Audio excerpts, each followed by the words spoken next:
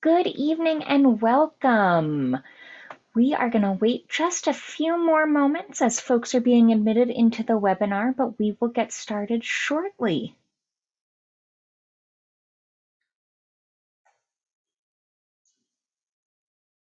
Thanks so much to everyone who's joining us this evening. We're going to give it a few moments as Zoom admits people into the webinar, and we'll get started in just a few minutes.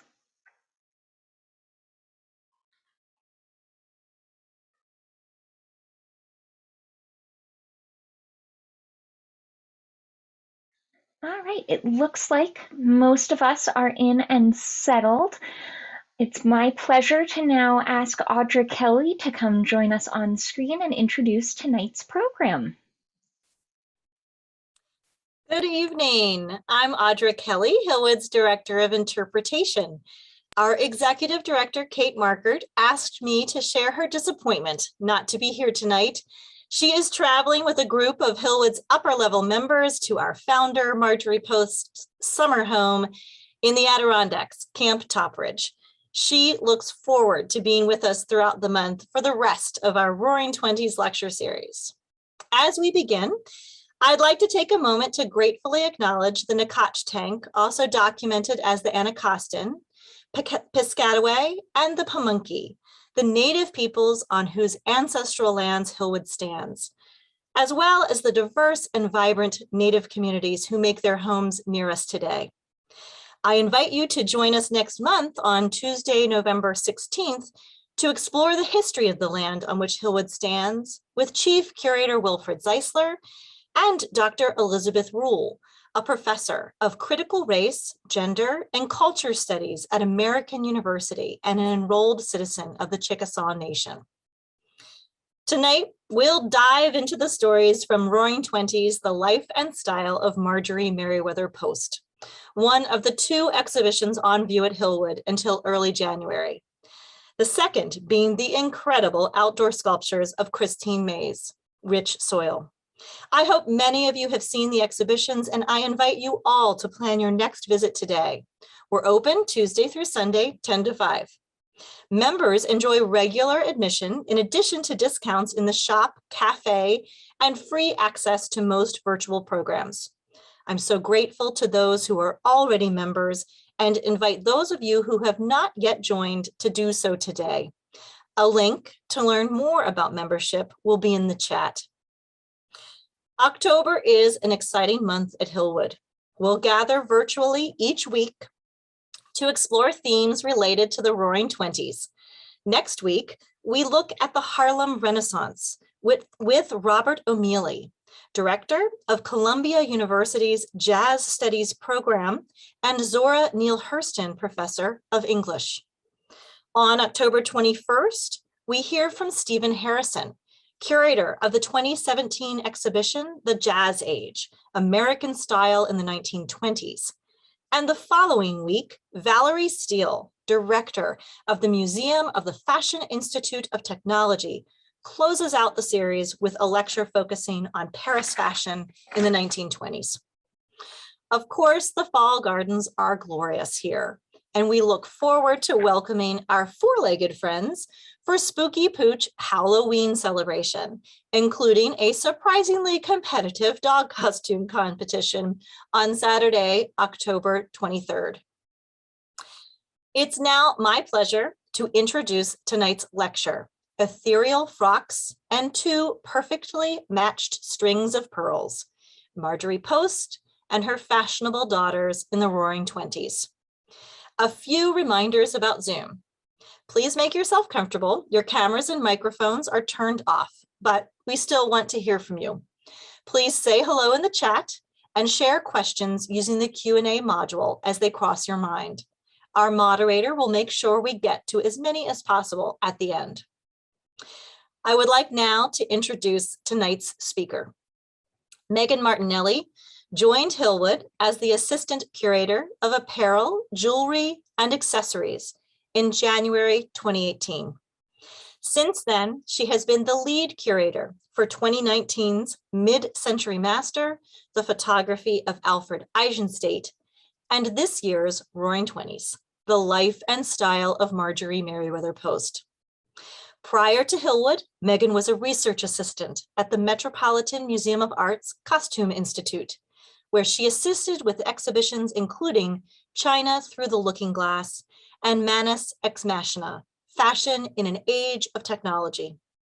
Megan holds a master's degree in historic textiles and costumes from the University of Rhode Island and a bachelor's degree in English literature from Providence College. Please join me in welcoming Megan Martinelli.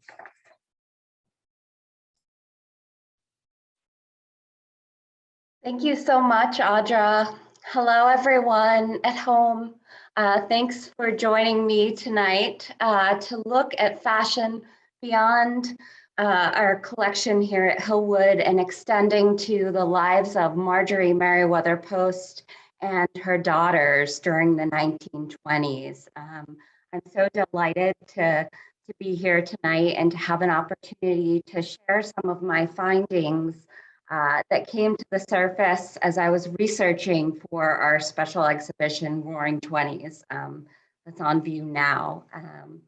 So just to give you a bit of an orientation, if you don't already know, Marjorie Post was born in 1887 in Springfield, Illinois, and her father, C.W. Post, established the Post Cereal Company, and she inherited that company at the age of 27 in 1914. By that time, she was living in Greenwich, Connecticut, and was married to her first husband, Ed Close.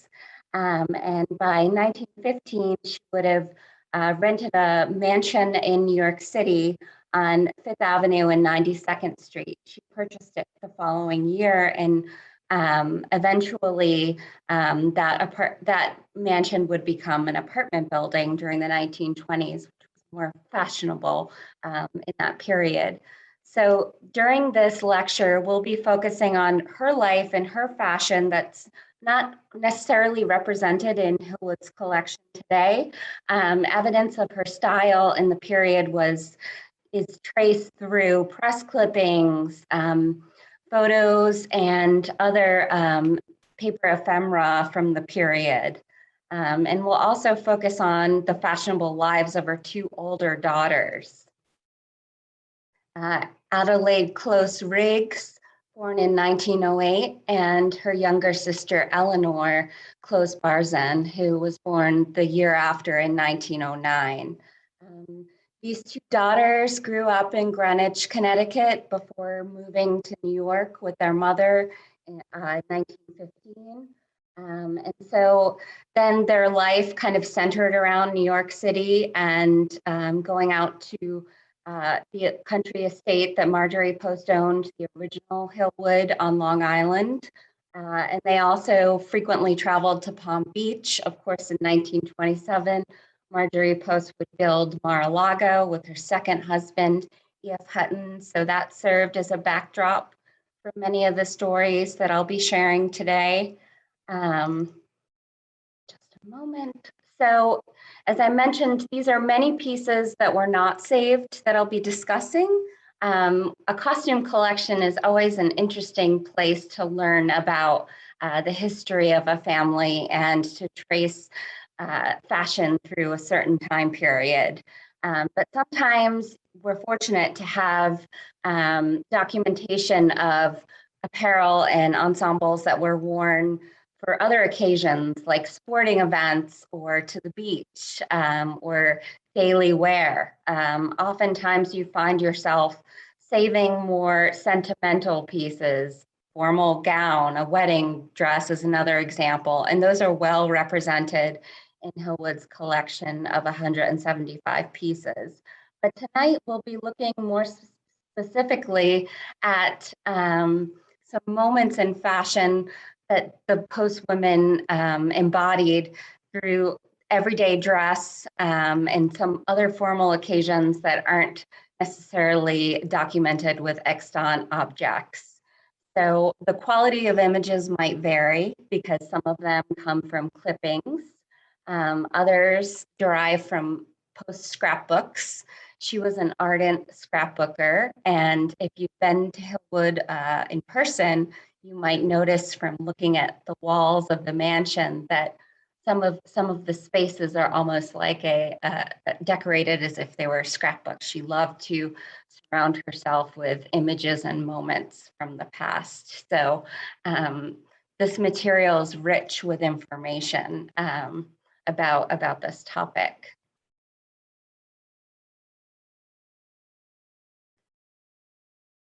So as I mentioned, we're more likely to hold garments from more formal occasions. These are 3 examples that I'll be mentioning tonight. If you're aware, Marjorie Post was very big on attending fancy dress balls, and some of this passion was passed on to her daughters, most especially Eleanor, her middle daughter, was more game to join in at a fancy dress ball or a tableau or a pageant, for example. Adelaide got married in New York in 1927, and the wedding was hosted partially at Marjorie Post's penthouse apartment.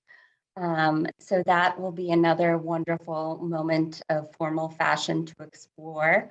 Finally, both Marjorie Post and Eleanor were presented at the British Royal Court during the late 1920s. So that's another exemplary fashion moment to explore this evening. And finally, this will be a little bit more unusual, which is less formal occasions. Of course, they were engaged in many different pursuits at their different residences, and the ensembles were very noteworthy. They were reported on in Women's Wear Daily, Harper's Bazaar, American Vogue. Marjorie Post and her daughters were considered trendsetters, and they were widely reported on in the press. Even their beach costumes or what they wore to horse races was documented and explored. So we're fortunate to have this photographic record of what was worn by the women for these occasions.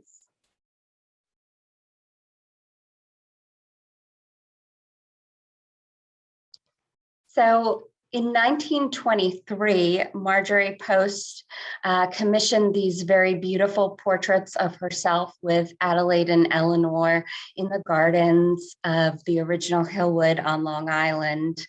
It was in Roslyn, Long Island, and these images were widely reproduced in the New York press between July and September of that year.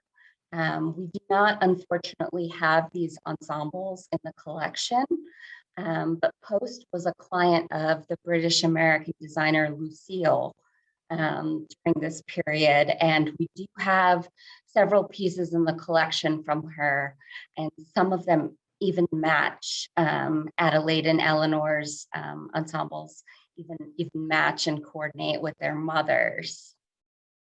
This calls to mind the mother-daughter designs of the French couturier Jean Lanvin, whose nostalgic feminine style is evoked by some of these images in the gardens. As I mentioned, Post was a very serious participant in fancy dress balls. Young Adelaide and Eleanor also took part in one of these events at some point in 1919. That's the photo you're looking at on the left with those teardrop-shaped headpieces. Post herself was dressed in a late 19th century bustle period style gown for the Coconut Ball at Whitehall in Palm Beach during the winter of 1924.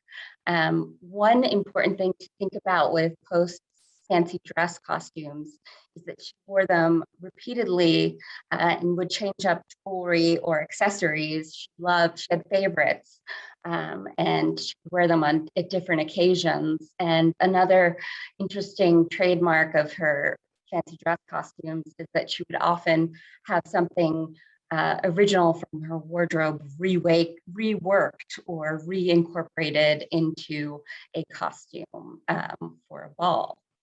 It's kind of funny because Adelaide and Eleanor look like members of the Lullaby League of Munchkinland from The Wizard of Oz. And I only make that comment because Marjorie Post was very close friends with Billie Burke, the wife of the Broadway producer Florence Ziegfeld, and Burke herself was an actress, most known to people today for starring in the 1939 production of Wizard of Oz as Glinda the Good Witch. So here we have Marjorie Post and her friend Billie Burke. On the left, Marjorie Post is indulging in her many turns as Marie Antoinette. She dressed as Marie Antoinette at least 4 or 5 times during the 1920s. This was at the Everglades Ball in Palm Beach in 1924. The costume Post wears is still in our collection today. And then on the right, you have a view of these wonderful kind of pre-party dinner parties that were held at Mar-a-Lago during the late 1920s, where they'd invite guests who were attending the fancy dress balls that were held at the Everglades or at Whitehall in Palm Beach beforehand for dinner in their costumes. So it's a wonderful view of everyone attending because they took it very seriously, almost like Spooky Pooch attendees, I must say, today.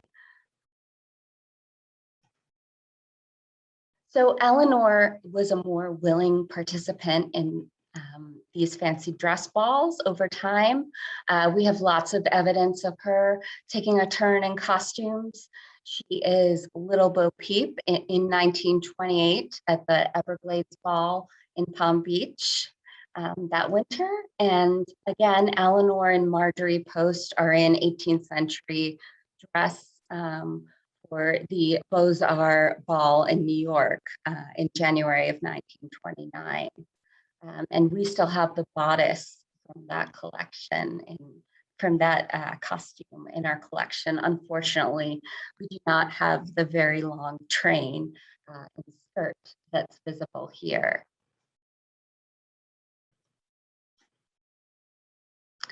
So a surprising moment, Marjorie Post wasn't often photographed in pants, but she's wearing them in the photo on the right. She's the woman on the right, and she's in front of the fireplace in Palm Beach. And she's in her Jack Taylor sailor costume with a friend. Eleanor is again participating in the fancy dress ball herself. She's wearing a costume that has some intricate embroidery, probably representative of another culture, but is very striking in her shoes with bows on the toes. So I won't trouble you with my pronunciation of Post's turn in the 1920s, later in the 20s, again, going for this 18th century look. She was, of course, inspired by her collecting and her vested interest in 18th century decorative arts, France. She's dressed as the wife of Louis XV in this portrait.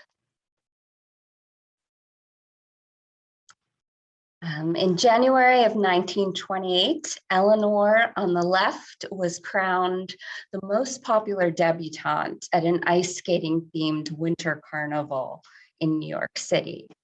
And then here we see Marjorie Post in the center wearing a Queen Gulnare of the Sea costume at a Hamptons Hospital benefit musical review in 1925. This is a very rare photo of her with her hair down. I haven't ever seen another photo of her with her hair down as an adult. And it's interesting to note that Post is wearing her newly acquired at that time pendant brooch that was a contemporary creation from Cartier London, a platinum, diamonds, enamel, and 17th century Mughal emeralds that are a combined weight of 250 carats. This brooch was created in 1923 for Cartier London and was sold and later returned by a gentleman named Godfrey Williams. Post acquired it, we believe, sometime before 1925, but in 1928, she had the upper portion reshaped via Cartier New York, her trusted workshop. She had a relationship with the VP of sales there, Jules Glazner, and also a friendship with Pierre Cartier, who was the Cartier brother responsible for that branch. She had it reshaped by the New York workshop from its original circular design to this pomegranate shape that we see here. So fancy dress balls and tableaus were just one of the examples of times where the Post women would get dressed up and receive coverage, whether it's a local society newspaper or in this instance, Harper's Bazaar in 1923. We believe that Post is represented here at an Everglades ball in Palm Beach. And the headline is, "For spring, one must have colorful costumes and many unusual accessories." Post is described as wearing hyacinth blue with silver ribbons. So these would be those wonderful silver ribbons. So she appears again in Women's Wear Daily several years later, once more documenting society fashion in Palm Beach, here at the Bath and Tennis Club season opening. This was published in February of 1928 in Women's Wear Daily. She is here, second from left, and she's described as affecting the robe de style in moire, the upper portion of which is cream, and the full skirt applied in cartridge formation of flesh. Coral is introduced at the neckline with a touch of crystal embellishment at the bodice, which we see here. So again, another description of Marjorie Post's apparel during the late season at Palm Beach. Brings out smart gowns at the Palm Beach Club in 1924. She appeared in a handsome pink frock of crepe Roma with designs worked upon the corsage and skirt and silver bugles and heads in beads and a wide band of fox fur dyed pink encircling the bottom. A couple of godettes let in at the sides gave the bottom of the skirt the requisite flare.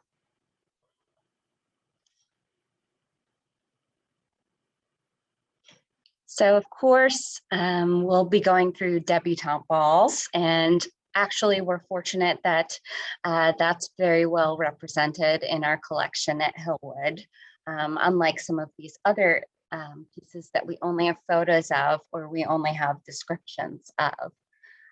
So in December of 1926, it was time for Adelaide to make her society debut. And this event was held at the Ritz Hotel in New York City. And it was very widely reported upon. One headline read, "Composed themes reflect latest phase at brilliant Hutton dance."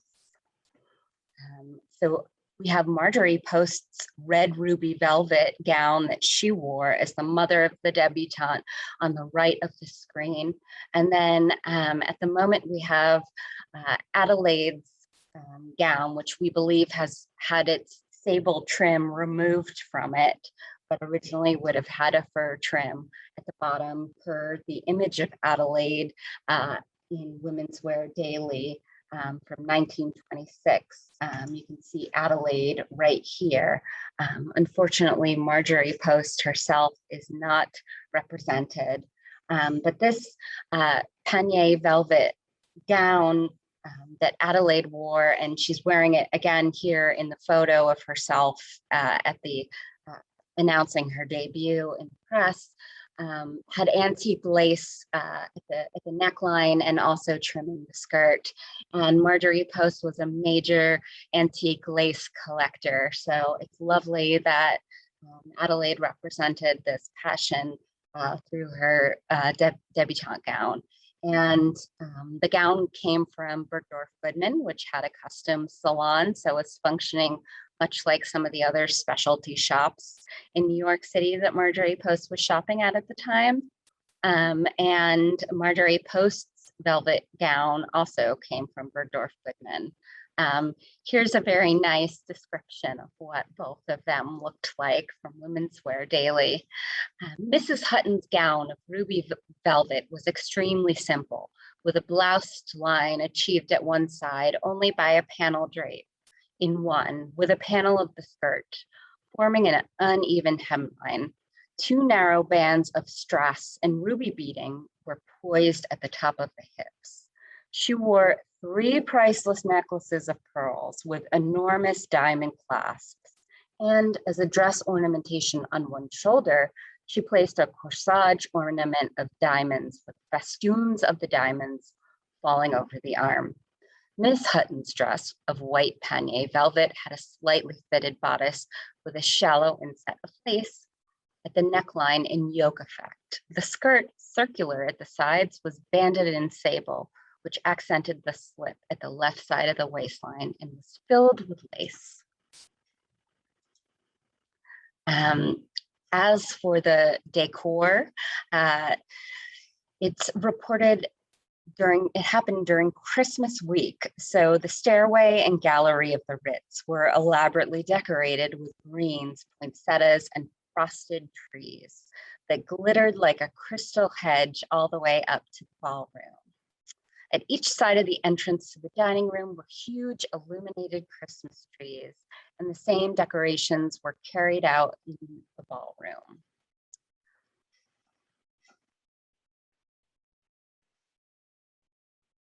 So now we're moving on to Eleanor's debut. Actually, we have something with Eleanor that we don't have with Adelaide, which is documentation, photos, and representation of what Marjorie Post and Eleanor wore for the less formal debutante tea or dinner that was held at the New York apartment the following December in 1927. So you might recognize the yellow velvet gown, velvet tea dress. It's on display in Roaring Twenties at the moment. It was purchased from Thurn, which is a small import custom shop in New York City. And we believe that this gown originated and was imported from Mirbourg, which was a small French atelier founded by Marie Catoli. And Catoli worked with a lot of the original designers from Ballet Russe to do home furnishings and also costume and women's apparel. So Natalia Goncharova was one of those textile designers who is a very well-known Russian avant-garde artist. And I attribute this design to her work. And then on the right is the velvet Lucille gown that was, or dress that was made for Eleanor to wear at the tea. It's described as pale blue velvet trimmed with gray squirrel, and it is indeed squirrel. We had the fur tested. She wore slippers of parchment kid and gray lizard. So it's great to be able to represent these costumes here. And we even have the sketch from Women's Wear Daily from 1927. One of the headlines for the occasion was "Classic Tailored in Feminine Trends, Typical Modes at the Hutton Dinner Party."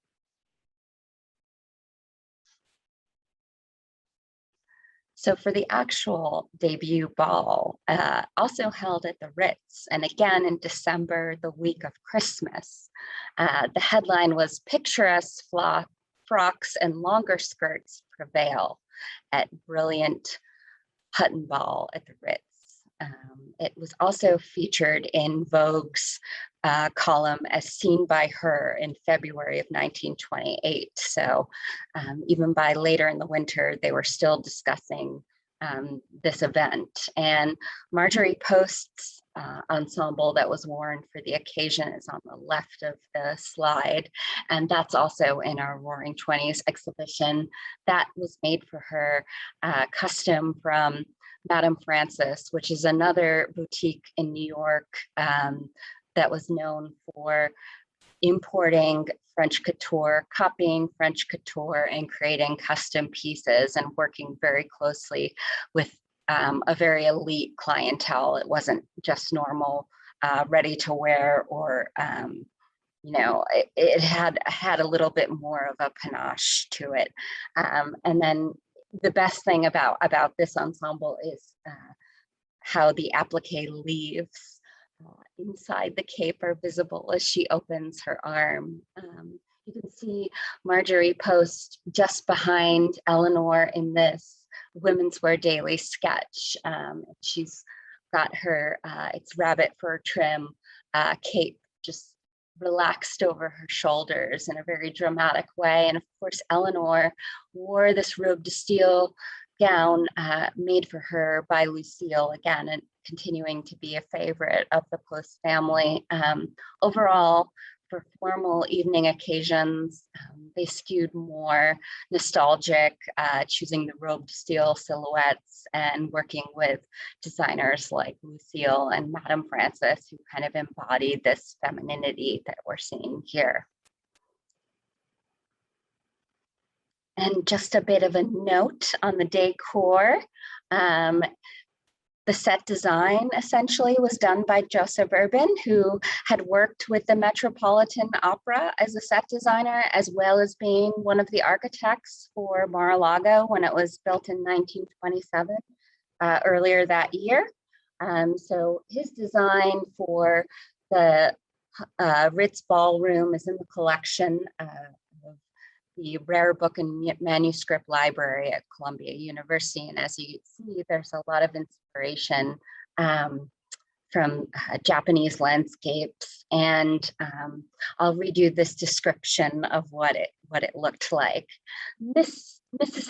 Edward Hutton's ball for her second daughter, Eleanor, was by far the largest of the year. Over 1,500 guests crowded up the marble steps at the Ritz, filled the large ballroom and foyer halls.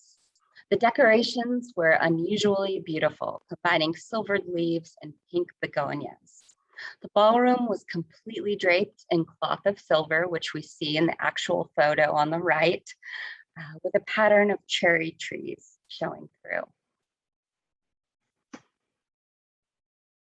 In the same article, as seen by her in Vogue of February 1928, other debutante balls were reported upon, and a description appears of a piece of jewelry that's well known to us here at Hillwood. It's also not in our collection anymore, but one of the best parts, if you go through the as seen by her column in Vogue, is spotlights on accessories or other smaller aspects with these wonderful sketches. So you see it here, the ruby and diamond shoulder ornament worn by Mrs. Edward Hutton is particularly effective against a plain white satin frock from Chanel, which we definitely don't have in the collection anymore. But this particular piece of jewelry, it's actually ruby, tourmaline, diamond, onyx, and pearl, natural pearl. Post acquired it during the 1910s, and it was one of her first known pieces that she purchased herself from Cartier. It originates from Cartier Paris in 1914. Here she's seen accessorizing it as a hat pin in 1921. That was one huge criteria for her jewelry, was that it could be worn in different ways. She turned to Cartier New York again to reset the upper portion of the brooch into the scroll-like platinum diamond vines studded with onyx that you see in the photo of it, most recently in 1981 when it was last seen at a sale with Christie's. But we're also fortunate to have a sketch from Cartier Heritage, letting you know what it looked like in its original design at the center of the slide.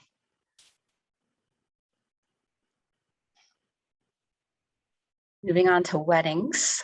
So January 20th, 1927 was the date of Adelaide's marriage to her husband, Thomas Durant. And that wedding took place at Grace Church in New York City, and the reception was held at Marjorie Post's penthouse apartment at 92nd and 5th Avenue. The headline for this wedding was "White Satin and Chiffon Velvet, sponsored in the fashions of the Hutton Durant wedding." It was also, again, written up in Vogue. For years, there's never been a more beautiful wedding in New York than that of Miss Hutton and Thomas Durant. Miss Hutton, who has much of her mother's beauty, was an exquisite bride. Her white dress was covered by the huge, priceless lace veil she wore, a relic of the famous Habsburg family. One notable feature of this wedding was the smartly turned out appearance of the ushers, who wore becoming wing collars with very full black ascot ties with a small white figure, white waistcoats, and in their buttonholes, the largest gardenias I have ever seen. In the next slide, you will get a view of some of the other representations we have of this wedding.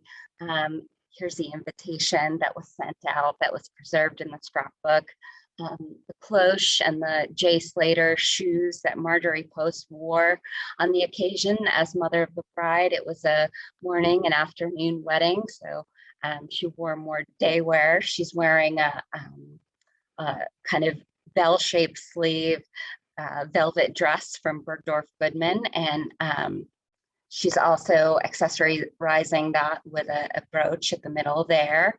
And then the next slide will show you what Eleanor wore to the wedding. White velvet, the bridesmaids wore white velvet dresses trimmed with white fox. Their small white hats, like turbans, were fastened by emerald pins. And you can see it's a real carved emerald.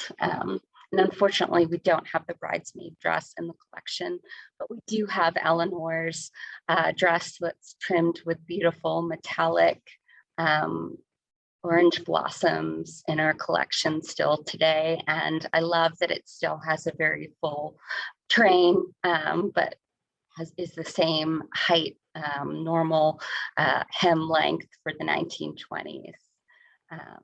Kind of the best of both worlds, and that doesn't have a maker's label in it. So just another quick mention, because this is going to be something that's explored soon in the future, but Adelaide actually chose not to be presented at the British Royal Court in the 1920s after she made her debut, but Eleanor was presented to King George V and Queen Mary. And of course, she wore a complete pale blue ensemble with a train and a veil. And we still have the fan and feathered headpiece, which was a requisite accessory for this occasion.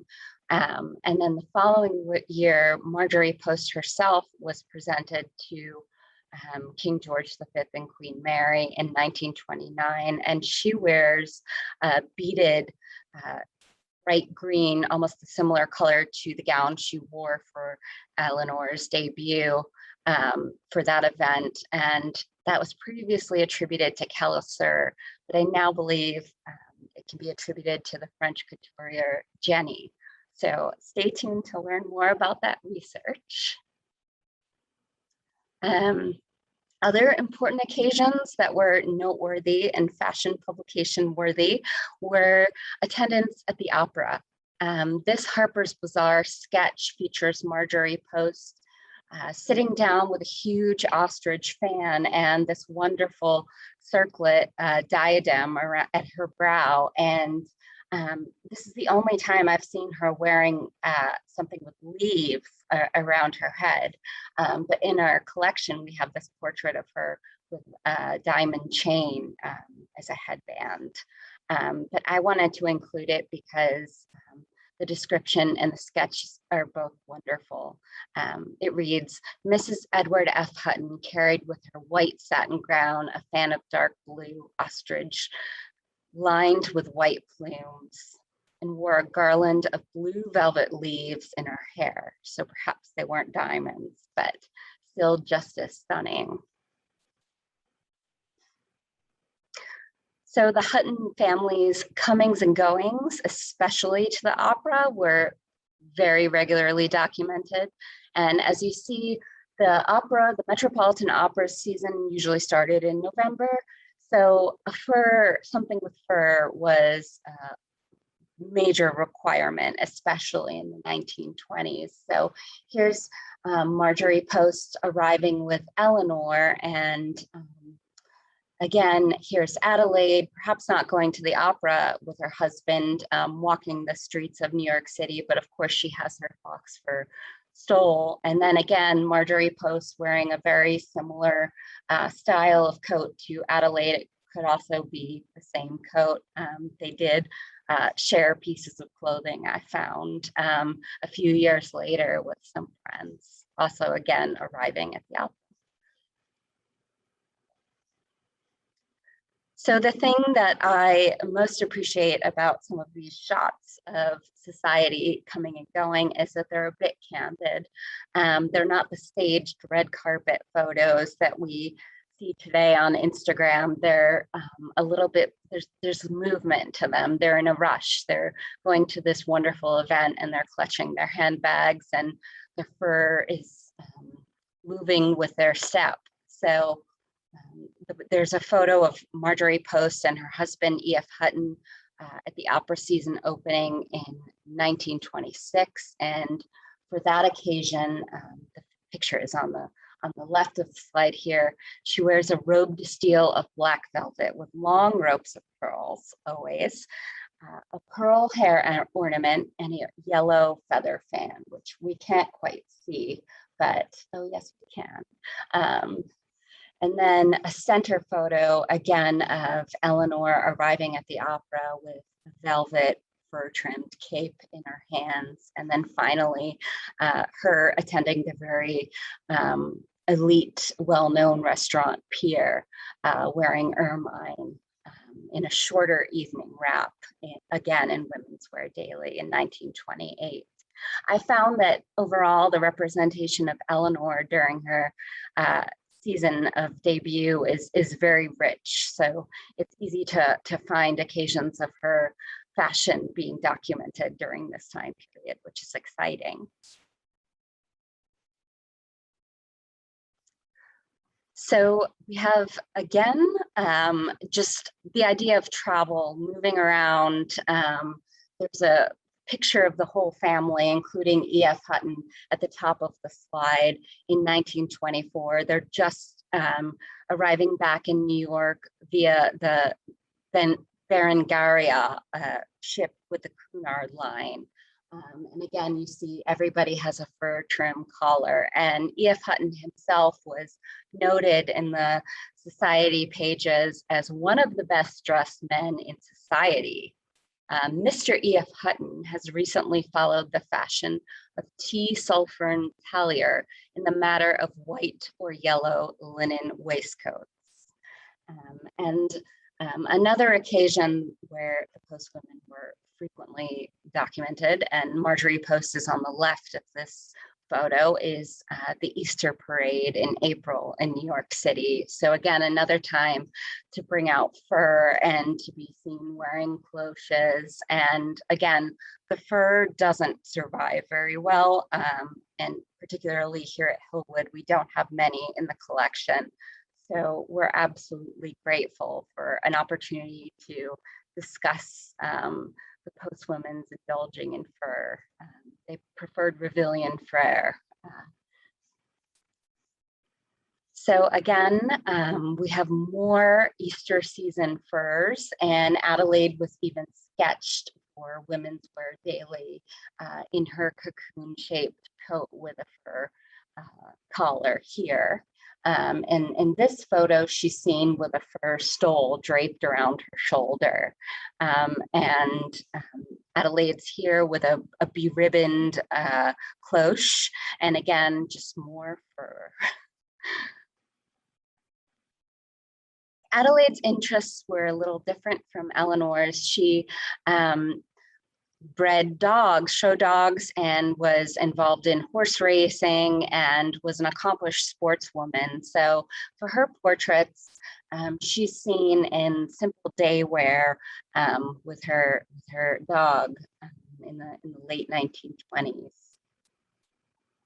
She was also well represented in society pages and fashion articles representing women engaging in sports. Designers like Jean Patou were known for making these separates that were easy to wear for occasions like these. Adelaide is here in the white, sitting down, and here she is with one of her show horses in jodhpurs. So more of Adelaide attending to either the races or the dog show. Here she wears a silk suit and jacket. Again, just embodying the 1920s casual style.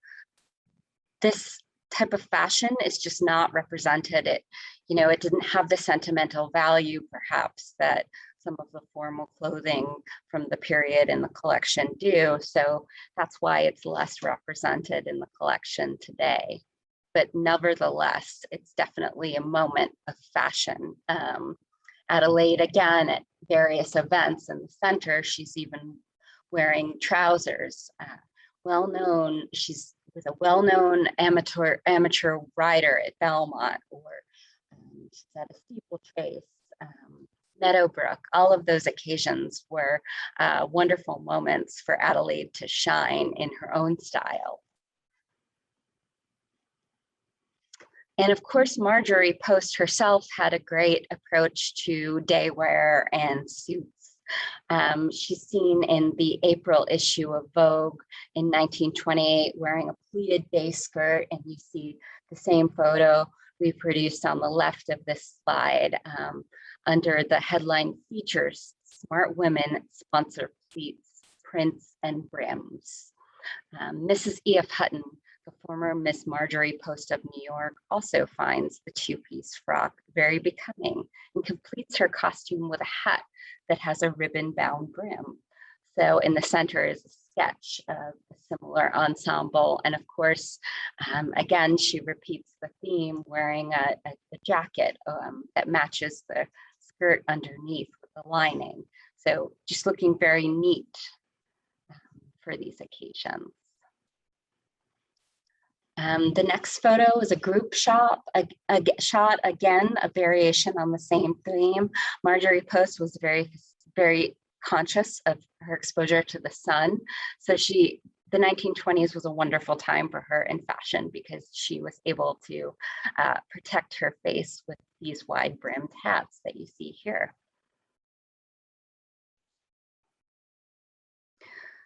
So beach pajamas, again, one of my favorite parts of historical dress, the beach pajamas of the 1920s and 1930s. And you can see these two photos from Palm Beach from a series of portraits she had done. And of course, her youngest daughter, Dina Merrill, is in the center photo. She was born in 1923, so she wasn't quite making the debutante pages, but she would be soon enough. Marjorie Post is wearing a very similar ensemble in white, and then seems to have a different iteration with the same print in black silk, or a darker color that we're seeing in the center photo. Finally, her beach costume during the period was more modest because, as I mentioned, she was very conscientious of the sun. Here she's photographed on the sands of Palm Beach wearing a broad brimmed flat hat. shoes with straps, a tunic and skirt to her knees, necktie and cape over her shoulders.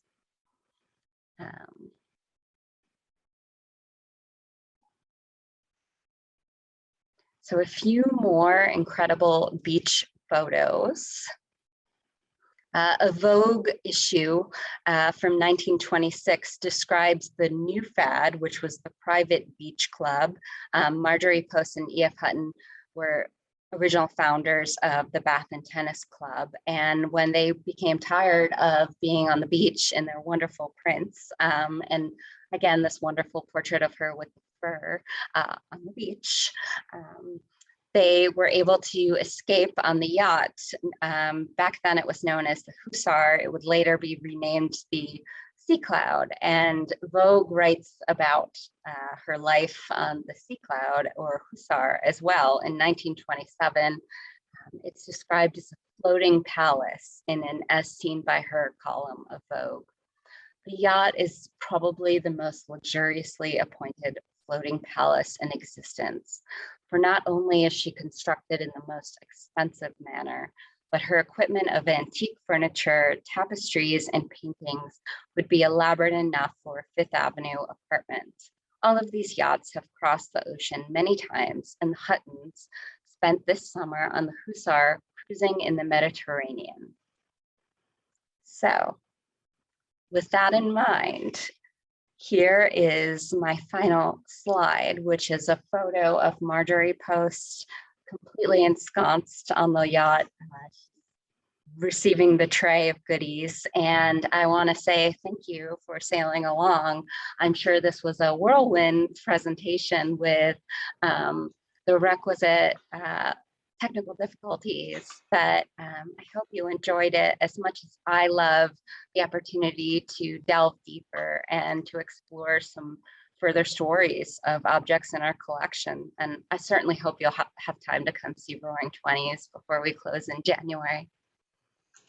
Thank you so much, Megan. I see a couple of great comments in the chat echoing my own feeling, which is that this was just an absolute delight. You and I were talking during our sound check this evening about how fun it is to delve into the archives and to see some of these images that are less familiar. And personally, I just have to say, I don't think I've seen that 19th century bustle style gown before, which was one of the very first ones you kicked us off with. And it's absolutely stunning. Yeah.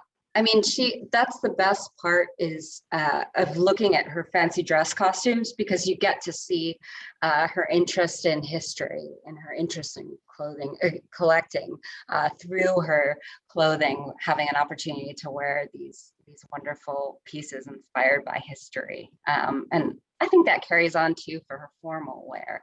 She gravitated towards the robe de style silhouette versus the more simpler, streamlined silhouettes of the 20s. So there were a couple of ensembles that you shared photos with where folks wondered if we have more information about the color.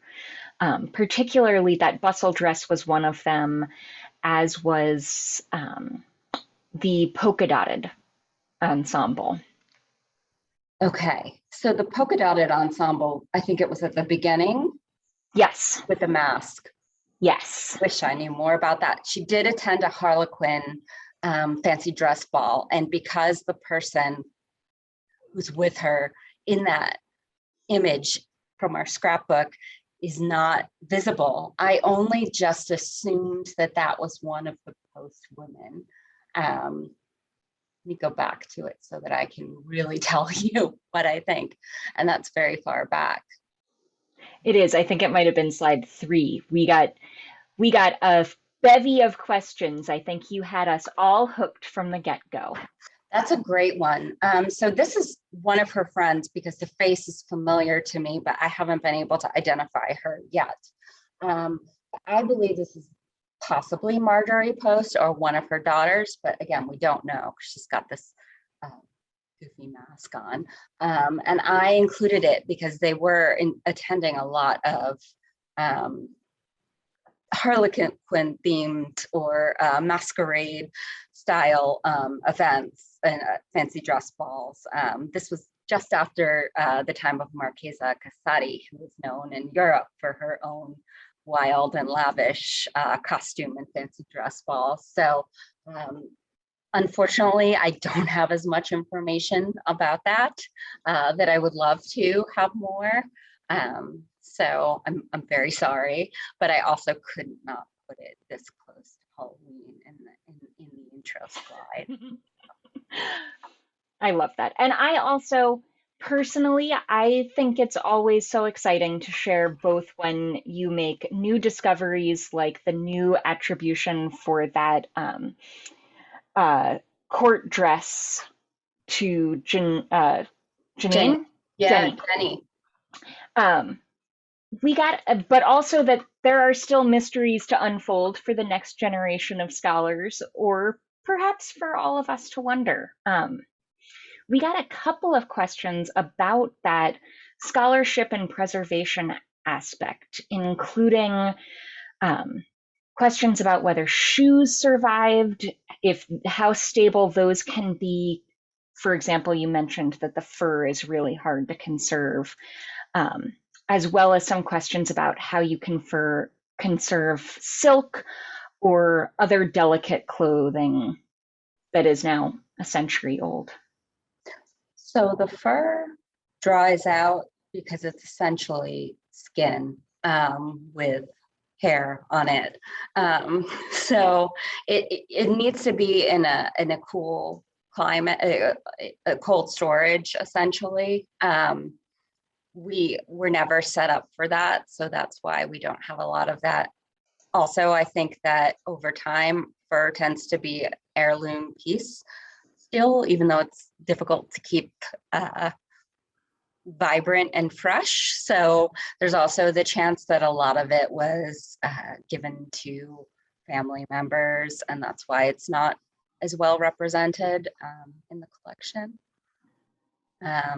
Shoes, we do have quite a bit of shoes, but I will say that we skew further from this earlier period.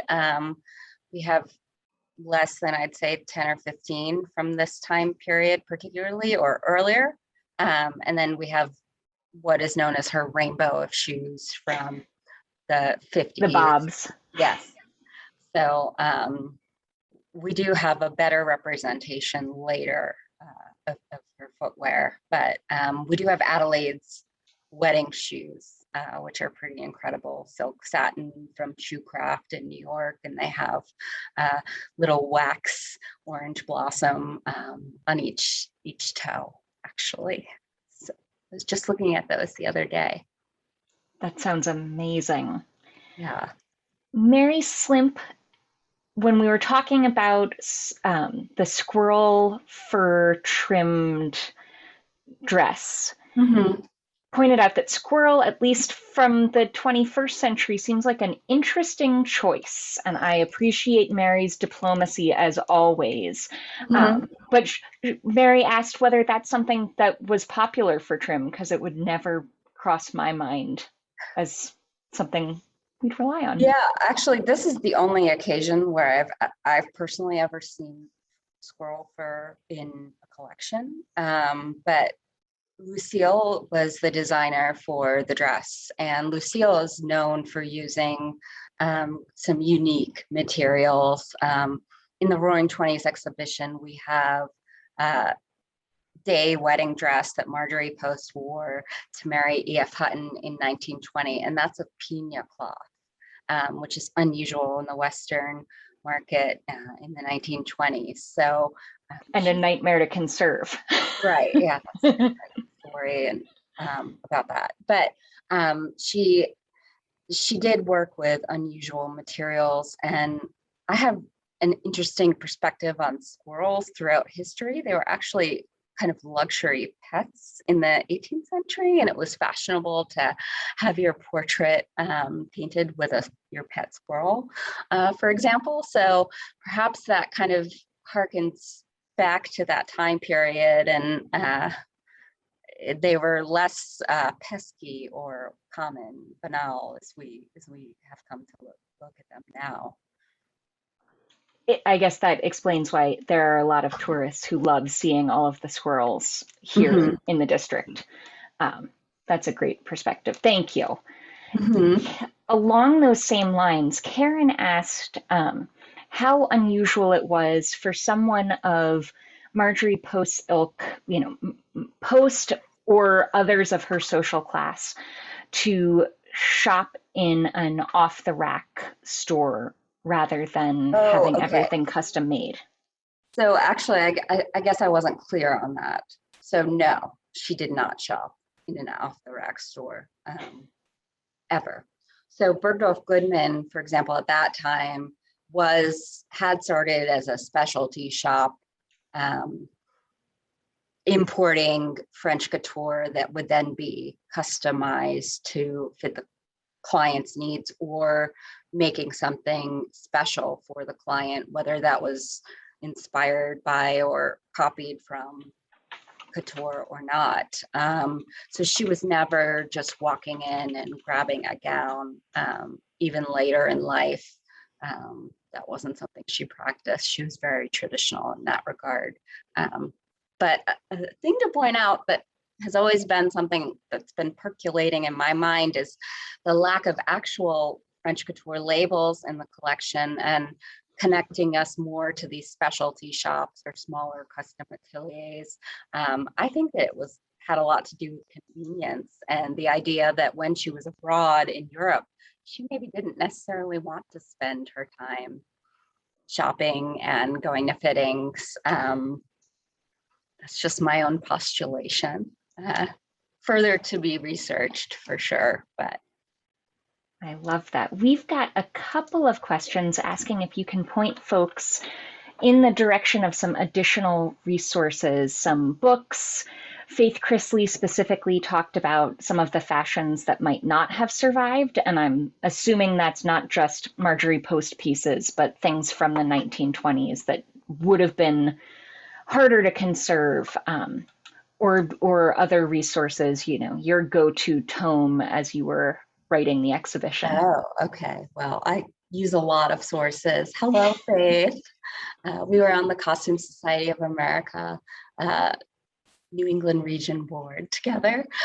So I actually, for me, I go to as many primary sources as I can to get a sense and compare. So I'll go to the V&A's website and go through fashion plates and try to connect them to the custom couture pieces that Marjorie Post is seen wearing. And of course, beyond just looking at our scrapbooks and looking at photos of the Post women, just other fashion plate websites are always the best source for me, or Gallica, the French website of periodicals is wonderful. There's a lot of places to dig for things like that. Excellent. Thank you. One of those sources, Judy asked about the artist sketches of the ensembles that were regular in the newspapers. Judy asked, yes, Women's Wear Daily was the big, and that was an industry publication, so that wasn't, not everybody was reading that. But then Harper's Bazaar and Vogue kind of continued it for contemporary person. How much time would those artists have had to complete the sketches? I know. I mean, some of them are very detailed. I'm not really sure. I've also found sometimes, especially with the shoulder brooch, with the ruby and tourmaline, there's some little minor details that are a little off, which you can kind of expect. I see Julie was referencing the city sketches with courtrooms, which I'm also another interesting facet of representation also for apparel in some ways. But yeah, I'm not sure how much time they would have had to attend this function and sketch. That's an excellent question. We had a couple of questions about Post's relationship with her daughters, including, I think my favorite on that theme is one I've never thought to ask myself. Do we have any information pointing to her daughters rebuffing or rebelling from Post's fashion choices? Yes. The answer, I mean, so Adelaide was not okay with being presented at court and indulging in a lot of these events, formal society events that Marjorie and Eleanor were more interested in attending to. And I think she just had a different interest. But the nice thing is that her interest in kind of traditional sports and dogs and horses feeds into another interest of Marjorie Post. So it worked out okay, and she was able to pursue that path. But you'll see she looks her most happiest, I'll say, when I go through the pictures. You can read someone's confidence level when they're photographed in clothing, and she's happiest when she's in a wonderful silk suit and some low heels and a cloche, and she's at the races. So I think that she's a wonderful example of that. I think Eleanor was actually a little more interested in French couture. Of course, we don't have many of her clothing from her adult life because we just, it wasn't saved. It was essentially what your mom keeps of your old clothes for sentimental reasons. That's what we have represented. Yeah, I can tell by photos that Eleanor was a little more driven to fashion. I love that. We got a question about the magnificent conservation work that was done on one of the capes in the exhibition that you shared in a member email. Can you share some of the highlights or bullet points for folks who may not have read that member email or have not yet joined? That's a little subtle reminder that we started off with a membership link in the chat. It's a beautiful silk file golden cape. Also, I believe I attribute it to Natalia Goncharova, and I'm sorry, I don't have pictures like readily available, and I don't want to tempt the technology gods by shifting windows around, but send me an email and we'll talk about it more. But I will say that it was extensively conserved because it has silk applique motifs all over the arms and the hem of the cape.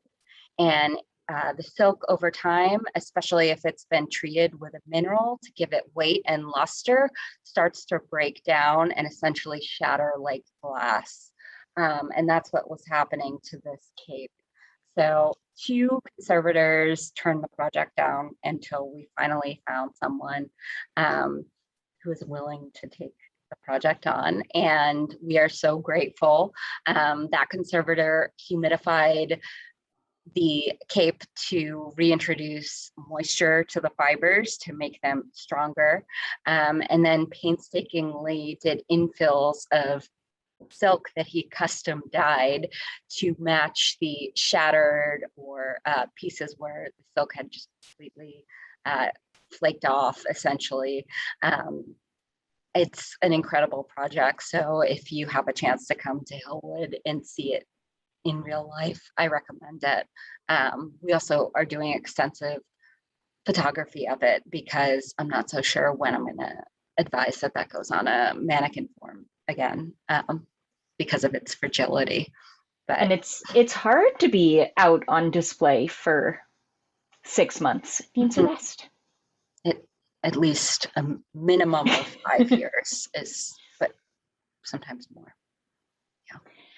Well, Ellen shared that looking at all of these photos of Post in incredible fashions always piques her curiosity and her amazement at how slim and trim Marjorie Post looked in an era before Spanx.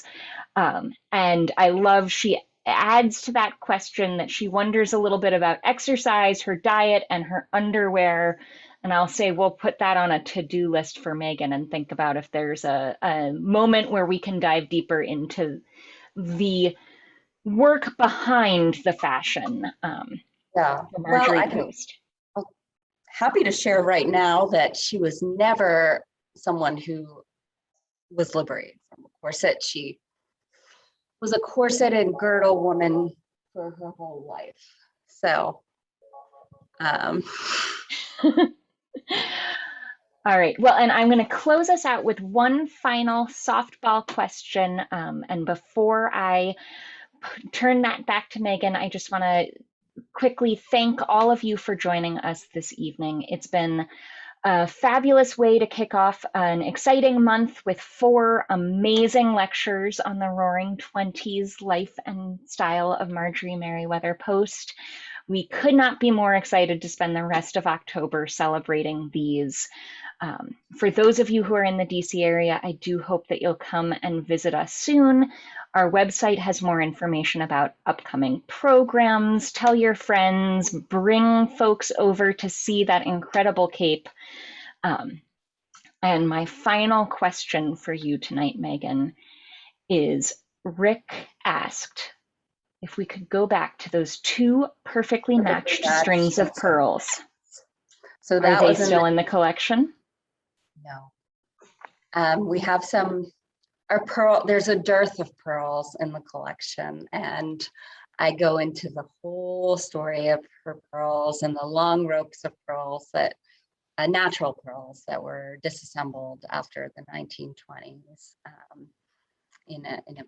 in a publication that's coming out soon. And I just borrowed that description of her appearance from one of these very elaborately written descriptions of her in one of the publications, but she wasn't without her ropes of pearls, and I'm so sad to say that they are not in the collection. But we do have 5 strands of beautiful cultured pearls on display right now in the jewelry case from the 1930s and 60s respectively, if you want to go look at those. So excellent. Well, Megan, thank you for a wonderful evening and a great dive through the archives and some incredible photographs, incredible fashions, and incredible women. And thank you again to everyone for joining us. We hope we'll see you next week when we hear from Robert O'Mealy about the Harlem Renaissance. thanks so much, everyone. This was so fun. Have a great night.